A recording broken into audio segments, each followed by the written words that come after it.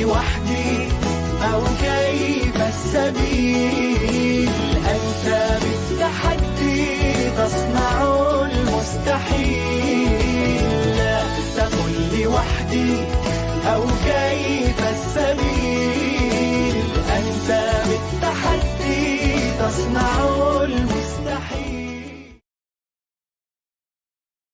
Bismillahirrahmanirrahim. Assalamualaikum warahmatullahi wabarakatuh. Alhamdulillahi rabbil alamin. Wabihi nasta'in ala umurid dunya waddin. Wassalatu wassalamu ala asyrafil anbiya'i wal mursalin Sayyidina wa maulana Muhammadin wa ala alihi wa sahbihi ajma'in, amma ba'd. Dalam video kali ini, kami dari kelompok 12 akan menjawab pertanyaan yang masuk dari teman-teman sekalian yang berkaitan dengan hibah. Pertanyaan pertama dari saudari Nurul Fatona Al-Fikriyah dari kelompok 6. Apakah harta hibah boleh dihibahkan lagi? Misalnya saya punya suami, lalu suami saya menghibahkan tanah, rumah, dan seluruh isinya. Kemudian hibah yang diberikan suami saya ini saya hibahkan lagi kepada adik saya. Apakah hal demikian diperbolehkan? Menurut kami, boleh-boleh saja, tapi dengan ketentuan barang yang diberikan suami kepada istri, maka istri lebih utamanya harus meminta izin dulu kepada sang suami. Yang menjadi pertanyaan, apakah suaminya masih hidup atau sudah meninggal? Jika suaminya sudah meninggal, maka itu sudah menjadi hak istri untuk bebas memberikan hak miliknya kepada siapapun. Kalau suami belum meninggal, maka mesti musyawarah dulu kepada suami supaya tidak terjadi kesalahpahaman ke depannya.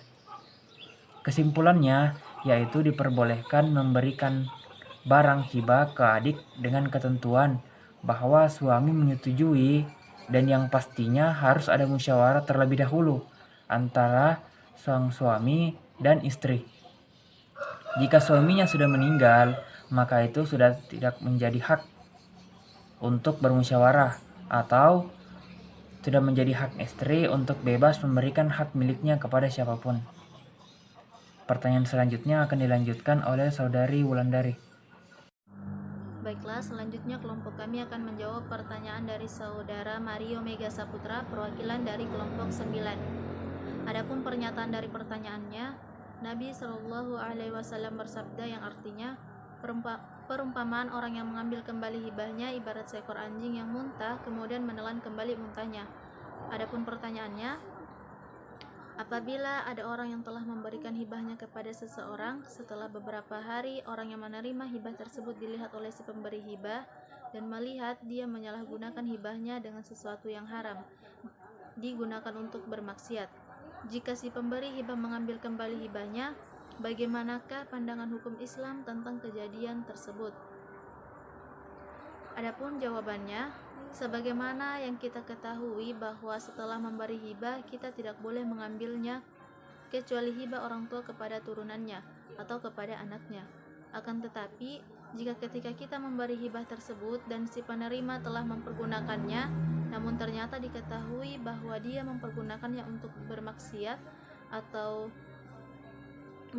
dan lain sebagainya, maka kita dapat mengambil barang hibah tersebut sebagaimana Syekh As-Sa'di rahimahullah berkata dalam bait syairnya, wala muharramun ma'a ittirori, tidak ada yang diharamkan di saat darurat.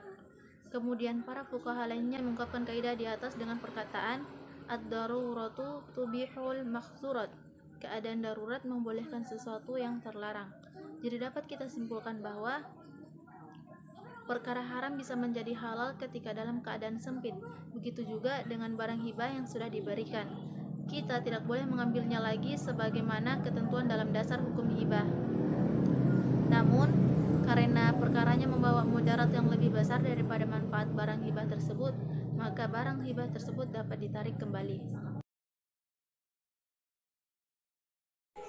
Penanya dari Zahrina kelompok 13. Apakah saham bisa dihibahkan? Jawabannya ialah saham merupakan bentuk instrumen bisnis yang diperbolehkan dalam pandangan hukum Islam selama memenuhi syarat. Salah satunya yaitu saham yang diperdagangkan tidak berasal dari perusahaan yang bergerak di bidang usaha haram. Misalnya produksi minuman keras, industri kasino, prostitusi, dan lain sebagainya. Selain itu, terdapat kelompok yang diperbolehkan dengan syarat tidak ada riba dalam syirkah dan penggunaan harta syirkah, tidak untuk keperluan yang diharamkan. Kemudian, jika dilihat dari hukum perdata yang berlaku, yakni pasal 60 ayat 1 UPT menyebutkan bahwa saham merupakan benda bergerak dan memberikan sejumlah hak kepada pemiliknya. Kepemilikan atas saham sebagai benda bergerak memberikan hak kebendaan kepada pemiliknya. Hak tersebut dapat dipertahankan terhadap setiap orang. Karena saham merupakan benda bergerak, maka pemiliknya juga dapat dipindahkan atau dialihkan. Karena menurut pasal 509 KUH Perdata, benda bergerak itu sifatnya dapat berpindah sendiri atau dapat dipindahkan.